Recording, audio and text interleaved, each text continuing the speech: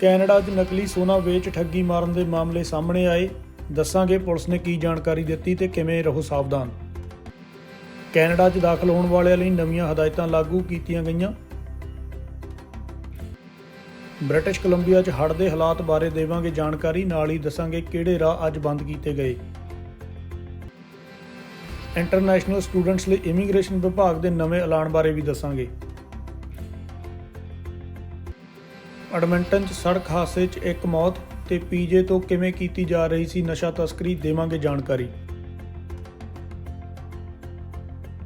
ਸਭ ਤੋਂ ਪਹਿਲਾਂ ਦੱਸਾਂਗੇ ਜੋ 5 ਅਜਿਹੇ ਮਾਮਲੇ ਸਾਹਮਣੇ ਆਏ ਨੇ ਕਿ ਨਕਲੀ ਸੋਨਾ ਵੇਚ ਠੱਗਾਂ ਵੱਲੋਂ ਵਿਅਕਤੀਆਂ ਨੂੰ ਲੁੱਟਿਆ ਗਿਆ, ਜਿਸ ਦੇ ਲਈ ਪੁਲਿਸ ਨੇ ਸਾਵਧਾਨ ਹੋਣ ਲਈ ਕੀ ਕੁਝ ਕਿਹਾ, ਇਹ ਤੁਹਾਨੂੰ ਦੱਸਾਂਗੇ। ਬ੍ਰਿਟਿਸ਼ ਕੋਲੰਬੀਆ ਦੇ ਵਿੱਚ ਇਸ ਸਮੇਂ ਕਈ ਮਾਮਲੇ ਸਾਹਮਣੇ ਆ ਰਹੇ ਨੇ, ਜਿਸ ਦੇ ਵਿੱਚ ਪੀੜਤਾਂ ਨੂੰ ਗਹਿਣੇ ਵੇਚੇ ਗਏ ਇਹ ਕਹਿ ਕੇ ਕਿ ਉਹ ਸੋਨੇ ਦੇ ਗਹਿਣੇ ਨੇ ਪਰ ਉਹ ਨਕਲੀ ਸਨ। ਦਰਅਸਲ ਰਿਚਮੰਡ ਤੋਂ 4 ਮਾਮਲੇ ਤੇ ਲੈਂਗਲੀ ਤੋਂ 1 ਮਾਮਲਾ ਹੁਣ ਤੱਕ ਸਾਹਮਣੇ ਆ ਚੁੱਕਿਆ, ਜਿਸ ਦੀ ਕਿ Richmond RCMP economic crime unit ਦੇ ਵੱਲੋਂ ਜਾਂਚ ਕੀਤੀ ਜਾ ਰਹੀ ਹੈ, ਜਿਸ ਦੇ ਵਿੱਚ ਪੁਲਿਸ ਦਾ ਕਹਿਣਾ ਹੈ ਕਿ ਫਰਾਡ ਦੇ ਹੁਣ ਤੱਕ ਇਸ ਸੰਬੰਧੀ ਕਈ ਮਾਮਲੇ ਸਾਹਮਣੇ ਆ ਚੁੱਕੇ ਨੇ, ਜਿਸ ਦੇ ਵਿੱਚ 1 ਮਾਮਲੇ ਵਿੱਚ ਤਾਂ ਪੀੜਤ ਤੋਂ $2500 ਤੱਕ ਠੱਗ ਲਏ ਗਏ। ਦਰਅਸਲ ਸੋਨੇ ਦੇ ਗਹਿਣੇ ਦੱਸਦੇ ਹੋਏ ਠੱਗਾਂ ਦੇ ਵੱਲੋਂ ਕੁਝ ਨਕਲੀ ਗਹਿਣੇ ਵੇਚੇ ਜਾ ਰਹੇ ਨੇ, ਜਿਸ ਦੇ ਬਾਰੇ ਪੁਲਿਸ ਨੇ ਚੇਤਾਵਨੀ ਦਿੰਦੇ ਹੋਏ ਕਿਹਾ ਕਿ ਜੇਕਰ ਤੁਹਾਨੂੰ ਕਿਸੇ ਵੀ ਸਟਰੀਟ ਦੇ ਉੱਤੇ ਕਿਸੇ ਦੇ ਵੱਲੋਂ ਬੁਲਾਇਆ ਜਾਂਦਾ ਹੈ ਤੇ ਕਿਹਾ ਜਾਂਦਾ ਹੈ ਕਿ ਉਹ ਸੋਨੇ ਦੇ ਗਹਿਣੇ ਵੇਚ ਰਿਹਾ ਹੈ ਤਾਂ ਉਸ ਉੱਤੇ ਯਕੀਨ ਨਾ ਕੀਤਾ ਜਾਵੇ। ਇਸ ਦੇ ਨਾਲ ਹੀ ਆਨਲਾਈਨ ਵੀ ਤੁਸੀਂ ਅਜਿਹੇ ਫਰਾਡ ਦੇ ਸ਼ਿਕਾਰ ਹੋ ਸਕਦੇ ਹੋ, ਜਿਸ ਕਰਕੇ ਸਾਵਧਾਨ ਰਿਹਾ ਜਾਵੇ, ਜਿਸ ਸੰਬੰਧੀ ਪੁਲਿਸ ਦੇ ਵੱਲੋਂ ਚੇਤਾਵਨੀ ਦਿੱਤੀ ਗਈ ਹੈ। ਤੇ ਇਸ ਦੇ ਨਾਲ ਹੀ ਜਿਹੜੇ ਕਿ ਸਰਟੀਫਾਈਡ ਸਟੋਰ ਨੇ, ਜਿਵੇਂ ਕਿ ਕੋਈ ਗਹਿਣਿਆਂ ਦੀ ਦੁਕਾਨ ਹੈ ਕਿਤੇ, ਤਾਂ ਉੱਥੇ ਜਾ ਕੇ ਤੁਸੀਂ ਗਹਿਣੇ ਖਰੀਦ ਸਕਦੇ ਹੋ। ਜੇਕਰ ਤੁਸੀਂ ਸੋਨੇ ਦੇ ਗਹਿਣੇ ਖਰੀਦਣੇ ਨੇ ਤਾਂ ਤੁਹਾਡੇ ਕੋਲ ਸਬੂਤ ਵੀ ਹੁੰਦਾ ਹੈ ਕਿ ਤੁਸੀਂ ਇੱਕ ਥਾਂ ਤੋਂ ਗਹਿਣੇ ਖਰੀਦੇ ਨੇ ਤੇ ਪੈਸੇ ਦਿੱਤੇ ਨੇ। RCMP ਵੱਲੋਂ ਇਹ ਵੀ ਕਿਹਾ ਗਿਆ ਹੈ ਕਿ ਜੇਕਰ ਤੁਹਾਡੇ ਨਾਲ ਕਿਸੇ ਵੱਲੋਂ ਸੰਪਰਕ ਕੀਤਾ ਜਾਂਦਾ ਹੈ ਕਿ ਉਹ ਸੋਨੇ ਦੇ ਗਹਿਣੇ ਵੇਚ ਰਿਹਾ ਹੈ, ਬੇਸ਼ੱਕ ਉਸਦੇ ਵੱਲੋਂ ਕੋਈ ਵੀ ਸਬੂਤ ਪੇਸ਼ ਕਰਨ ਦੀ ਵੀ ਗੱਲ ਕਹੀ ਜਾਵੇ ਕਿ ਉਸਦੇ ਗਹਿਣੇ ਅਸਲੀ ਤੇ ਵਧੀਆ ਨੇ, ਫਿਰ ਵੀ ਉਹਨਾਂ ਤੋਂ ਗਹਿਣੇ ਨਾ ਹੀ ਖਰੀਦੋ, ਸਗੋਂ ਤੁਸੀਂ ਸਟੋਰ ਦੇ ਉੱਤੇ ਜਾ ਕੇ ਗਹਿਣੇ ਲੈ ਸਕਦੇ ਹੋ, ਜਿਸ ਉੱਤੇ ਤੁਸੀਂ ਯਕੀਨ ਵੀ ਕਰ ਸਕਦੇ ਹੋ। ਹੁਣ ਤੁਹਾਨੂੰ ਬ੍ਰਿਟਿਸ਼ ਕੋਲੰਬੀਆ 'ਚ ਤਾਜ਼ਾ ਹਾਲਾਤ ਕੀ ਨੇ, ਇਸ ਦੇ ਬਾਰੇ ਜਾਣਕਾਰੀ ਦੇਵਾਂਗੇ। ਬ੍ਰਿਟਿਸ਼ ਕੋਲੰਬੀਆ ਸਰਕਾਰ ਨੇ ਜਾਣਕਾਰੀ ਦਿੱਤੀ ਹੈ ਕਿ ਉਹਨਾਂ ਨੇ ਸ਼ਨੀਵਾਰ ਦੀ ਦੁਪਹਿਰ ਨੂੰ 2 ਵਜੇ ਤੋਂ ਬਾਅਦ 3 ਵੱਖੋ ਵੱਖਰੇ ਹਾਈਵੇ, ਜਿਨ੍ਹਾਂ ਦੇ ਵੱਖੋ ਵੱਖਰੇ ਹਿੱਸੇ ਬੰਦ ਕਰ ਦਿੱਤੇ ਨੇ ਮੁੜ ਤੋਂ, ਜੋ ਕਿ ਸੁਰੱਖਿਆ ਦੇ ਮੱਦੇਨਜ਼ਰ ਇਹ ਕੀਤਾ ਗਿਆ ਹੈ। ਦਰਅਸਲ ਸ਼ਨੀਵਾਰ ਵਾਸਤੇ ਵੀ ਤੂਫਾਨ ਤੇ ਮੀਂਹ ਦੀ ਚੇਤਾਵਨੀ ਪਹਿਲਾਂ ਤੋਂ ਦਿੱਤੀ ਹੋਈ ਸੀ, ਜਿਸ ਦੇ ਵਾਸਤੇ ਜੋ ਅੱਗੇ ਮੰਗਲਵਾਰ ਵਾਸਤੇ ਵੀ ਇਹ ਚੇਤਾਵਨੀ ਲਾਗੂ ਹੈ। ਤੇ ਸੁਰੱਖਿਆ ਦੇ ਮੱਦੇਨਜ਼ਰ ਪਹਿਲਾਂ ਤੋਂ ਹੀ ਉਹਨਾਂ ਖੇਤਰਾਂ ਨੂੰ ਬੰਦ ਕਰ ਦਿੱਤਾ ਗਿਆ ਜਿੱਥੇ ਕਿ ਪਹਿਲਾਂ ਵੀ ਮੀਂਹ ਕਰਕੇ ਕਾਫੀ ਜ਼ਿਆਦਾ ਨੁਕਸਾਨ ਹੋਇਆ ਹੈ, ਜਿਸ ਦੇ ਵਿੱਚ ਹਾਈਵੇ 3 ਨੂੰ ਹੋਪ ਤੋਂ ਪ੍ਰਿੰਸਟਨ ਦੇ ਦਰਮਿਆਨ ਅੱਜ ਦੁਪਹਿਰ 2 ਵਜੇ ਤੋਂ ਬਾਅਦ ਬੰਦ ਕਰ ਦਿੱਤਾ ਗਿਆ। ਹਾਈਵੇ 1 ਨੂੰ ਫਰੇਜ਼ਰ ਕੈਨੀਅਨ ਦੇ ਵਿੱਚ ਬੰਦ ਕਰ ਦਿੱਤਾ ਗਿਆ ਤੇ ਹਾਈਵੇ 99 ਨੂੰ ਪੈਂਬਰਟਨ ਤੇ ਨਾਲ ਹੀ ਲਿਲੁਇਟ ਦੇ ਦਰਮਿਆਨ 4 ਵਜੇ ਸ਼ਾਮ ਨੂੰ ਬੰਦ ਕਰ ਦਿੱਤਾ ਗਿਆ, ਜਿਸ ਬਾਰੇ ਇਹ ਜਾਣਕਾਰੀ ਦਿੱਤੀ ਗਈ ਹੈ। ਕਿਹਾ ਜਾ ਰਿਹਾ ਹੈ ਕਿ ਆਮ ਲੋਕਾਂ ਦੀ ਸੁਰੱਖਿਆ ਦੇ ਮੱਦੇਨਜ਼ਰ ਇਹ ਹਾਈਵੇ ਇਹਨਾਂ ਦੇ ਹਿੱਸੇ ਮੁੜ ਤੋਂ ਬੰਦ ਕੀਤੇ ਗਏ ਨੇ, ਜਿਸ ਨੂੰ ਲੈ ਕੇ ਕਾਨੂੰਨ ਦੀ ਉਲੰਘਣਾ ਨਾ ਕੀਤੀ ਜਾਵੇ, ਸੜਕੀ ਨਿਯਮਾਂ ਦੀ ਪਾਲਣਾ ਕੀਤੀ ਜਾਵੇ ਤੇ ਨਾਲ ਹੀ ਵੱਧ ਤੋਂ ਵੱਧ ਕੋਸ਼ਿਸ਼ ਕੀਤੀ ਜਾਵੇ ਕਿ ਲੋਅਰ ਮੇਨਲੈਂਡ ਦੇ ਵਿੱਚ ਇਸ ਸਮੇਂ ਲੋਕ ਟਰੈਵਲ ਨਾ ਕਰਨ। ਕੈਨੇਡਾ 'ਚ ਦਾਖਲ ਹੋਣ ਵਾਲਿਆਂ ਲਈ ਜੋ ਨਵੀਆਂ ਹਦਾਇਤਾਂ ਲਾਗੂ ਕੀਤੀਆਂ ਗਈਆਂ ਨੇ, ਹੁਣ ਉਹ ਤੁਹਾਨੂੰ ਸੁਣਾਵਾਂਗੇ।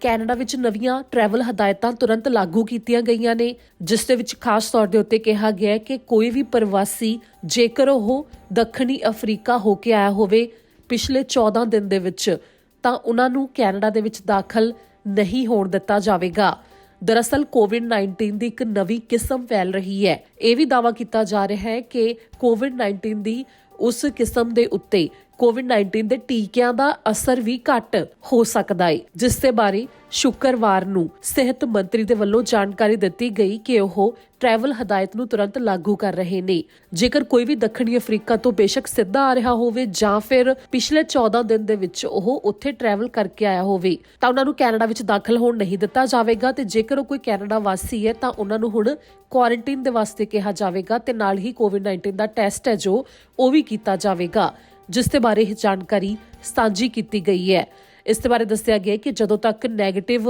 ਨਤੀਜਾ ਨਹੀਂ ਆ ਜਾਂਦਾ ਕੋਵਿਡ-19 ਦਾ, ਉਦੋਂ ਤੱਕ ਕੁਆਰੰਟਾਈਨ ਦੇ ਵਿੱਚ ਹੀ ਅਜਿਹੇ ਵਿੱਚ ਰਹਿਣਾ ਪਵੇਗਾ। ਟਰਾਂਸਪੋਰਟ ਮੰਤਰੀ ਉਮਰ ਅਲਗਾਬਰਾ ਦੇ ਵੱਲੋਂ ਵੀ ਇਸ ਦੇ ਬਾਰੇ ਜਾਣਕਾਰੀ ਸਾਂਝੀ ਕੀਤੀ ਗਈ ਹੈ ਤੇ ਨਾਲ ਹੀ ਕਿਹਾ ਗਿਆ ਹੈ ਕਿ ਇਸ ਸਮੇਂ ਕੈਨੇਡਾ ਦੇ ਵਾਸਤੇ ਉਸ ਖੇਤਰ ਤੋਂ ਕੋਈ ਵੀ ਸਿੱਧੀ ਫਲਾਈਟ ਤਾਂ ਨਹੀਂ ਆਉਂਦੀ ਤੇ ਇਸ ਦੇ ਨਾਲ ਹੀ ਜਿਹੜੇ PR ਨੇ ਤੇ ਉਹ ਕੈਨੇਡਾ ਆਪਣੇ ਘਰ ਵਾਪਸ ਪਰਤ ਰਹੇ ਨੇ, ਤਾਂ ਜੇਕਰ ਉਹ ਕਿਸੇ ਹੋਰ ਦੇਸ਼ ਦੇ ਰਾਹੀਂ ਹੋ ਕੇ ਵੀ ਆਉਂਦੇ ਨੇ ਤਾਂ ਉਸ ਦੇਸ਼ ਦੇ ਵਿੱਚ ਕੋਵਿਡ-19 ਦਾ ਟੈਸਟ ਕਰਵਾਇਆ ਗਿਆ ਹੋਣਾ ਜ਼ਰੂਰੀ ਹੈ, ਜਿਸ ਦੀ ਨੈਗੇਟਿਵ ਰਿਪੋਰਟ ਦੇਖਣ ਤੋਂ ਬਾਅਦ ਹੀ ਉਹਨਾਂ ਨੂੰ ਕੈਨੇਡਾ ਦੇ ਵਿੱਚ ਐਂਟਰੀ ਦਿੱਤੀ ਜਾ ਸਕੇਗੀ ਤੇ ਨਾਲ ਹੀ ਕੈਨੇਡਾ ਵਿੱਚ ਪਹੁੰਚਣ ਦੇ ਉੱਤੇ ਵੀ ਟੈਸਟ ਹੋਵੇਗਾ ਤੇ ਜਦੋਂ ਤੱਕ ਨਤੀਜਾ ਨਹੀਂ ਆਉਂਦਾ ਕੁਆਰੰਟਾਈਨ ਕਰਨਾ ਪਵੇਗਾ।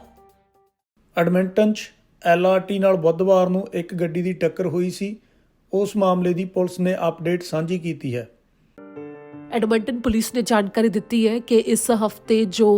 LRT ਦੇ ਨਾਲ ਇੱਕ ਗੱਡੀ ਦੀ ਟੱਕਰ ਹੋਈ ਸੀ, ਉਸ ਮੌਕੇ 28 ਸਾਲਾ ਵਿਅਕਤੀ ਜੋ ਕਾਫੀ ਜ਼ਖਮੀ ਹੋ ਗਿਆ ਸੀ, ਉਸਨੇ ਦਮ ਤੋੜ ਦਿੱਤਾ ਹੈ। ਸ਼ੁੱਕਰਵਾਰ ਨੂੰ ਐਡਮਿੰਟਨ ਪੁਲਿਸ ਨੇ ਇਸ ਦੇ ਬਾਰੇ ਪੁਸ਼ਟੀ ਕੀਤੀ। ਦਰਅਸਲ LRT ਕ੍ਰਾਸਿੰਗ ਦੇ ਉੱਤੇ 125 ਐਵੇਨਿਊ ਤੇ 66 ਸਟਰੀਟ ਦੇ ਪੱਛਮ ਵੱਲ ਬੁੱਧਵਾਰ ਦੀ ਸਵੇਰ ਨੂੰ ਇਹ ਹਾਦਸਾ ਵਾਪਰਿਆ ਸੀ, ਜਿੱਥੇ ਕਿ LRT ਦੇ ਨਾਲ ਗੱਡੀ ਦੀ ਭਿਆਨਕ ਟੱਕਰ ਹੋ ਗਈ ਸੀ, ਜਿਸ ਤੋਂ ਬਾਅਦ ਤੁਰੰਤ ਡਰਾਈਵਰ ਨੂੰ ਹਸਪਤਾਲ ਪਹੁੰਚਾਇਆ ਗਿਆ ਤੇ ਉਸ ਦੀ ਹਾਲਤ ਉਸੇ ਦਿਨ ਤੋਂ ਗੰਭੀਰ ਬਣੀ ਹੋਈ ਸੀ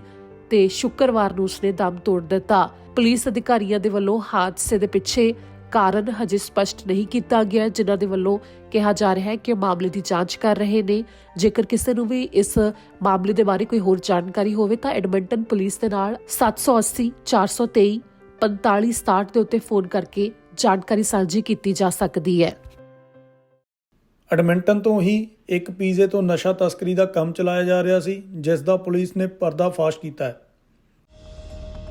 ਐਡਮਿੰਟਨ ਪੁਲਿਸ ਨੇ ਜਾਣਕਾਰੀ ਦਿੱਤੀ ਹੈ ਕਿ 2 ਜਣਿਆਂ ਦੇ ਉੱਤੇ ਉਹਨਾਂ ਨੇ ਮਾਮਲੇ ਦਰਜ ਕੀਤੇ ਨੇ। ਦਰਅਸਲ ਐਡਮਿੰਟਨ ਦੇ ਵਿੱਚ ਡੇ ਐਂਡ ਨਾਈਟ ਇੱਕ ਪੀਜ਼ਾ ਹੈ, ਜਿਸ ਦੇ ਉੱਤੇ ਪੁਲਿਸ ਨੇ ਅਗਸਤ ਮਹੀਨੇ ਜਾਂਚ ਸ਼ੁਰੂ ਕੀਤੀ ਸੀ, ਜੋ ਕਿ 97 ਸਟਰੀਟ ਤੇ 118 ਐਵੇਨਿਊ ਦੇ ਉੱਤੇ ਮੌਜੂਦ ਹੈ, ਜਿਸ ਦੇ ਬਾਰੇ ਪੁਲਿਸ ਨੇ ਕਿਹਾ ਕਿ ਉਹਨਾਂ ਨੂੰ ਭਾਈਚਾਰੇ ਤੋਂ ਹੀ ਕਈ ਸ਼ਿਕਾਇਤਾਂ ਮਿਲੀਆਂ ਸਨ ਅਗਸਤ ਮਹੀਨੇ, ਜਦੋਂ ਤੋਂ ਜਾਂਚ ਸ਼ੁਰੂ ਕੀਤੀ ਗਈ, ਜਿਸ ਤੋਂ ਬਾਅਦ ਪਾਇਆ ਗਿਆ ਕਿ ਡੇ ਐਂਡ ਨਾਈਟ ਪੀਜ਼ਾ ਤੋਂ ਪੀਜ਼ੇ ਦੇ ਡੱਬਿਆਂ ਦੇ ਵਿੱਚ ਨਸ਼ਾ ਵੀ ਸਪਲਾਈ ਕੀਤਾ ਜਾ ਰਿਹਾ ਸੀ, ਜਿਸ ਦੇ ਵਿੱਚ ਫੈਂਟਨਲ ਤੇ ਮੈਥਮਫੈਟਾਮਾਈਨ ਇਹ ਵੀ ਵੇਚੇ ਜਾ ਰਹੇ ਸਨ, ਜਿਸ ਦੇ ਬਾਰੇ ਪੁਲਿਸ ਦੇ ਵੱਲੋਂ ਪੁਸ਼ਟੀ ਕੀਤੀ ਗਈ ਹੈ ਤੇ ਤਸਵੀਰਾਂ ਵੀ ਸਾਂਝੀਆਂ ਕੀਤੀਆਂ ਗਈਆਂ ਨੇ, ਜਿਸ ਦੇ ਵਿੱਚ ਦੱਸਿਆ ਗਿਆ ਕਿ ਪੀਜ਼ੇ ਦੇ ਡੱਬਿਆਂ ਦੇ ਵਿੱਚ ਲੁਕੋ ਕੇ ਇਹ ਸਮਾਨ ਅੱਗੇ ਸਪਲਾਈ ਕੀਤਾ ਜਾਂਦਾ ਸੀ, ਜਿਸ ਦੇ ਬਾਰੇ ਪੁਲਿਸ ਨੇ ਕਿਹਾ ਕਿ ਉਹਨਾਂ ਨੇ ਵਾਰੰਟ ਜਾਰੀ ਕੀਤੇ ਰੈਸਟੋਰੈਂਟ ਦੇ ਵਾਸਤੇ ਤੇ ਨਾਲ ਹੀ ਇੱਕ ਘਰ ਦੇ ਵਾਸਤੇ ਵੀ ਨਵੰਬਰ 9 ਨੂੰ, ਤੇ ਉਹਨਾਂ ਦੇ ਵੱਲੋਂ 240 gram fentanyl, 3.3 gram methamphetamine, 0.6 gram cocaine ਜ਼ਬਤ ਕੀਤੀ ਗਈ ਹੈ। ਪੁਲਿਸ ਨੇ ਕਿਹਾ ਕਿ ਇਸ ਦੇ ਨਾਲ ਹੀ ਕੈਸ਼ ਜੋ ਕਿ $60,000 ਦੇ ਕਰੀਬ ਵੀ ਜ਼ਬਤ ਕੀਤਾ ਗਿਆ ਹੈ। ਇਸ ਦੇ ਨਾਲ ਹੀ ਜੋ ਰੈਸਟੋਰੈਂਟ ਦੇ ਮਾਲਕ ਨੇ 65 ਸਾਲਾ ਰਾਜਾ ਨਜ਼ੀਰ ਤੇ ਨਾਲ ਹੀ 39 ਸਾਲਾ ਸਫੀਰ ਨਜ਼ੀਰ, ਉਹਨਾਂ ਨੂੰ ਗ੍ਰਿਫਤਾਰ ਕੀਤਾ ਗਿਆ, ਜਿਨ੍ਹਾਂ ਦੇ ਉੱਤੇ ਮਾਮਲੇ ਦਰਜ ਕੀਤੇ ਗਏ ਨੇ ਨਸ਼ਾ ਤਸਕਰੀ ਨਾਲ ਸੰਬੰਧਿਤ, ਜਿਸ ਦੇ ਬਾਰੇ ਪੁਲਿਸ ਅਧਿਕਾਰੀਆਂ ਨੇ ਕਿਹਾ ਹੈ ਕਿ ਜੇਕਰ ਕਿਸੇ ਨੂੰ ਵੀ ਆਪਣੇ ਖੇਤਰ ਦੇ ਵਿੱਚ ਕੋਈ ਅਜਿਹਾ ਸ਼ੱਕੀ ਮਾਮਲਾ ਜਾਪਦਾ ਹੈ ਤਾਂ ਉਸ ਦੇ ਬਾਰੇ ਪੁਲਿਸ ਨੂੰ ਜਾਣਕਾਰੀ ਜ਼ਰੂਰ ਦਿੱਤੀ ਜਾਵੇ, ਜਿਸ ਦੇ ਨਾਲ ਕੁਝ ਗਲਤ ਕੰਮ ਜੋ ਹੁੰਦੇ ਨੇ ਭਾਈਚਾਰੇ ਵਿੱਚ ਉਹਨਾਂ ਦਾ ਪਰਦਾਫਾਸ਼ ਹੋ ਸਕਦਾ ਹੈ।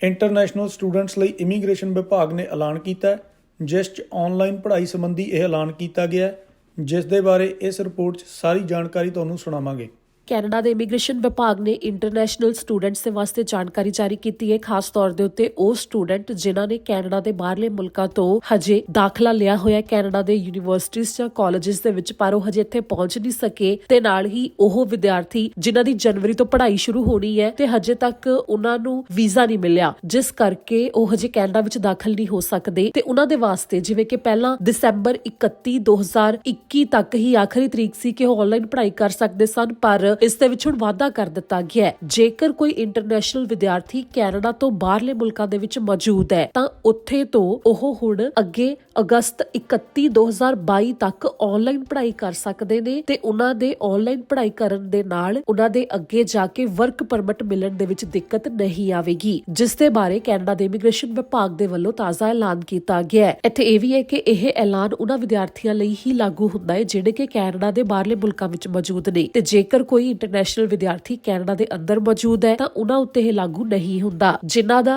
ਹੁਣ ਜਨਵਰੀ ਇਨਟੇਕ ਵਿੱਚ ਦਾਖਲਾ ਹੋਣਾ ਹੈ ਜਾਂ ਫਿਰ ਜਿਨ੍ਹਾਂ ਨੇ ਦਾਖਲਾ ਲੈ ਲਿਆ ਸੀ ਪਰ ਹਜੇ ਤੱਕ ਉਹਨਾਂ ਨੂੰ ਵੀਜ਼ਾ ਨਹੀਂ ਸੀ ਮਿਲਿਆ ਤੇ ਹੁਣ ਤੱਕ ਕਿਹਾ ਜਾ ਰਿਹਾ ਸੀ ਕਿ ਉਹ 31 ਦਸੰਬਰ ਤੋਂ ਬਾਅਦ ਆਨਲਾਈਨ ਪੜ੍ਹਾਈ ਵੀ ਨਹੀਂ ਕਰ ਸਕਦੇ। ਜੇਕਰ ਅਜਿਹਾ ਕੀਤਾ ਜਾਵੇਗਾ ਤਾਂ ਅੱਗੇ ਜਾ ਕੇ ਵਰਕ ਪਰਮਿਟ ਲਈ ਦਿੱਕਤ ਆਵੇਗੀ, ਪਰ ਹੁਣ ਅਜਿਹਾ ਨਹੀਂ ਹੋਵੇਗਾ। ਹੁਣ ਉਹ ਜੇਕਰ 100% ਤੱਕ ਆਪਣਾ ਕੋਰਸ ਆਨਲਾਈਨ ਹੀ ਪੂਰਾ ਕਰ ਲੈਂਦੇ ਨੇ ਤਾਂ ਵੀ ਉਹ ਪੋਸਟ ਗ੍ਰੈਜੂਏਟ ਵਰਕ ਪਰਮਿਟ ਦੇ ਵਾਸਤੇ ਅਪਲਾਈ ਕਰ ਸਕਣਗੇ, ਜਿਸ ਦੇ ਵਾਸਤੇ ਯੋਗਤਾ ਰੱਖਣਗੇ। ਇਮੀਗ੍ਰੇਸ਼ਨ ਵਿਭਾਗ ਦੇ ਵੱਲੋਂ ਇਸ ਦੀ ਜਾਣਕਾਰੀ ਦਿੱਤੀ ਗਈ ਹੈ। ਮਾਰਚ 2020 ਤੋਂ ਇਸ ਨੂੰ ਲਾਗੂ ਕੀਤਾ ਗਿਆ ਸੀ, ਜੋ ਕਿ ਹੁਣ 31 ਅਗਸਤ 2022 ਤੱਕ ਲਾਗੂ ਰਹੇਗਾ। ਯਾਨੀ ਕਿ ਜਿਨ੍ਹਾਂ ਦਾ ਜਨਵਰੀ ਇਨਟੇਕ ਦੇ ਵਾਸਤੇ ਦਾਖਲਾ ਹੋ ਗਿਆ ਹੈ ਤੇ ਸਟੱਡੀ ਪਰਮਿਟ ਦਾ ਅਪਰੂਵਲ ਆ ਗਿਆ ਹੈ ਪਰ ਹਜੇ ਵੀਜ਼ਾ ਨਹੀਂ ਉਹਨਾਂ ਨੂੰ ਮਿਲਿਆ ਤਾਂ ਉਹ ਜਨਵਰੀ ਇਨਟੇਕ ਦੇ ਵਾਸਤੇ ਕੈਨੇਡਾ ਦੇ ਬਾਹਰਲੇ ਮੁਲਕ ਤੋਂ ਬੈਠ ਕੇ ਵੀ ਆਨਲਾਈਨ ਪੜ੍ਹਾਈ ਕਰ ਸਕਦੇ ਨੇ ਜਦੋਂ ਤੱਕ ਉਹਨਾਂ ਦਾ ਵੀਜ਼ਾ ਨਹੀਂ ਆਉਂਦਾ। ਤੇ ਜਦੋਂ ਵੀਜ਼ਾ ਆਵੇਗਾ ਤਾਂ ਅਗਸਤ ਤੋਂ ਪਹਿਲਾਂ ਉਹ ਕੈਨੇਡਾ ਵਿੱਚ ਪਹੁੰਚ ਕੇ ਆਪਣੀ ਪੜ੍ਹਾਈ ਆਪਣੇ ਕਾਲਜ ਜਾਂ ਯੂਨੀਵਰਸਿਟੀ ਦੇ ਵਿੱਚ ਸ਼ੁਰੂ ਕਰ ਸਕਦੇ ਨੇ ਤੇ ਅੱਗੇ ਜਾ ਕੇ ਆਨਲਾਈਨ ਪੜ੍ਹਾਈ ਕੀਤੇ ਜਾਣ ਦੇ ਆਧਾਰ ਦੇ ਉੱਤੇ ਉਹਨਾਂ ਨੂੰ ਓਪਨ ਵਰਕ ਪਰਮਿਟ ਅਪਲਾਈ ਕੀਤੇ ਜਾਣ ਤੋਂ ਰੋਕਿਆ ਨਹੀਂ ਜਾ ਸਕਦਾ। ਟੋਰਾਂਟੋ ਲਈ ਯੂਕਾਨ ਅਤੇ ਨਾਰਥ ਵੈਸਟ ਟੈਰੀਟਰੀਜ਼ ਤੋਂ ਸਿੱਧੀਆਂ ਫਲਾਈਟਾਂ ਸ਼ੁਰੂ ਹੋਣ ਜਾ ਰਹੀਆਂ ਨੇ, ਜਿਸ ਦੇ ਬਾਰੇ ਤੁਹਾਨੂੰ ਹੁਣ ਦੱਸਾਂਗੇ। ਟੋਰਾਂਟੋ ਨੂੰ ਯੂਕਾਨ ਤੇ ਨਾਰਥ ਵੈਸਟ ਟੈਰੀਟਰੀਜ਼ ਦੇ ਨਾਲ ਜੋੜਨ ਦੇ ਵਾਸਤੇ ਸਿੱਧੀਆਂ ਫਲਾਈਟਾਂ ਸ਼ੁਰੂ ਹੋਣਗੀਆਂ, ਜਿਸ ਦੇ ਬਾਰੇ ਜਾਣਕਾਰੀ ਦਿੱਤੀ ਗਈ ਹੈ। ਕੈਨੇਡਾ ਦੇ ਵਿੱਚ ਅਜਿਹਾ ਪਹਿਲੀ ਵਾਰ ਹੋਵੇਗਾ, ਜਿਸ ਦੇ ਬਾਰੇ ਯੂਕਾਨ 에ਅਰਲਾਈਨ ਦੇ ਵੱਲੋਂ ਜੋ ਸਰਵਿਸ ਦਿੱਤੀ ਜਾਂਦੀ ਹੈ। 에ਅਰ ਨਾਰਥ ਦੇ ਵੱਲੋਂ ਇਸ ਦੇ ਬਾਰੇ ਐਲਾਨ ਕੀਤਾ ਗਿਆ ਬੁੱਧਵਾਰ ਨੂੰ, ਜਿਸ ਦੇ ਬਾਰੇ ਉਹਨਾਂ ਨੇ ਜਾਣਕਾਰੀ ਦਿੱਤੀ ਕਿ ਉਹ ਟੋਰਾਂਟੋ ਪੀਅਰਸਨ ਇੰਟਰਨੈਸ਼ਨਲ 에ਅਰਪੋਰਟ ਦੇ ਵਾਸਤੇ ਨਵੇਂ ਰੂਟ ਜੋੜ ਰਹੇ ਨੇ, ਜਿਸ ਦੇ ਵਿੱਚ ਨਵੀਆਂ ਫਲਾਈਟਾਂ ਸ਼ਾਮਲ ਹੋਣਗੀਆਂ ਜੋ ਕਿ ਹਫ਼ਤੇ ਦੇ ਵਿੱਚ 2 ਵਾਰ ਉਡਾਨ ਭਰਨਗੀਆਂ। ਵਾਈਟ ਹਾਰਸ, ਯੈਲੋ ਨਾਈਫ ਤੇ ਟੋਰਾਂਟੋ ਦਰਮਿਆਨ, ਜੋ ਕਿ ਮਈ 10, 2022 ਤੋਂ ਇਸ ਦੀ ਸ਼ੁਰੂਆਤ ਹੋ ਰਹੀ ਹੈ ਤੇ ਇਨ੍ਹਾਂ ਫਲਾਈਟਾਂ ਦੀ ਬੁਕਿੰਗ ਹੋਣੇ ਤੋਂ ਸ਼ੁਰੂ ਵੀ ਹੋ ਗਈ ਹੈ। ਜਿਸ ਦੇ ਬਾਰੇ ਜਾਣਕਾਰੀ ਦੱਸਦੇ ਹੋਏ ਕਿਹਾ ਗਿਆ ਹੈ ਕਿ ਟੋਰਾਂਟੋ ਯੂਕਾਨ ਤੇ ਨਾਰਥ ਵੈਸਟ ਟੈਰੀਟਰੀਜ਼ ਨੂੰ ਜੋੜਨ ਦੇ ਵਾਸਤੇ ਸਿੱਧੀਆਂ ਫਲਾਈਟਾਂ ਹੋਣਗੀਆਂ, ਜੋ ਕਿ 에ਅਰ ਨਾਰਥ ਦੇ ਵੱਲੋਂ ਬੁੱਧਵਾਰ ਨੂੰ ਇਸ ਦੇ ਬਾਰੇ ਜਾਣਕਾਰੀ ਦਿੱਤੀ ਗਈ ਹੈ। ਇਸ ਤੋਂ ਪਹਿਲਾਂ ਓਟਵਾ ਓਨਟਾਰੀਓ ਦਾ ਪਹਿਲਾ ਸ਼ਹਿਰ ਸੀ ਜਿੱਥੇ ਕਿ ਸਿੱਧੀ ਫਲਾਈਟ ਜੋ ਕਿ ਉੱਤਰੀ ਕੈਨੇਡਾ ਤੋਂ ਸਾਲ 2014 ਵਿੱਚ ਸ਼ੁਰੂ ਹੋਈ ਸੀ, ਜਿਸ ਦੀ ਸ਼ੁਰੂਆਤ 에ਅਰ ਨਾਰਥ ਦੇ ਵੱਲੋਂ ਹੀ ਕੀਤੀ ਗਈ ਸੀ। ਜੋ ਹੁਣ ਇਹ ਜਾਣਕਾਰੀ ਦਿੱਤੀ ਗਈ ਹੈ, ਜੋ ਨਵੀਆਂ ਫਲਾਈਟਾਂ ਸ਼ੁਰੂ ਹੋ ਰਹੀਆਂ ਨੇ ਉਸ ਦੀ ਬੁਕਿੰਗ ਵੀ ਸ਼ੁਰੂ ਹੋ ਰਹੀ ਹੈ।